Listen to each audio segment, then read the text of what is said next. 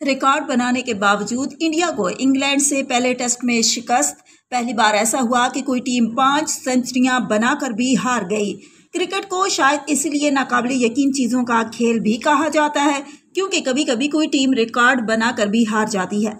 गुज़िश्ता रोज़ England के शहर Leeds में ऐसा ही कुछ हुआ, जब नौजवान इंडियन टीम दोनों इनिंग्स में 5 सेंचुरियां बनाने के बाद भी इंग्लैंड की 2 सेंचुरियों के सामने ढेर हो गई। इस तरह इंग्लैंड ने 5 टेस्ट मैचों की सीरीज के पहले मैच में 5 विकेटों से कामयाबी हासिल करके 1-0 की बढ़तरी हासिल कर ली। कल तक सोशल मीडिया और इंडियन मीडिया पर फख्र के साथ इंडिया की जानिब से 5 सेंचुरियों के रिकॉर्ड को पेश किया जा रहा था और लोग इस नई टीम की तारीफ करते थक ना रहे थे, जिसमें ना तो कोहली थे और ना ही रोहित शर्मा। लेकिन आज इसी पर हैरत का इजहार किया जा रहा है कि कोई टीम इतने रन्स और सेंचुरियां बनाने के बाद भी कैसे हार सकती है।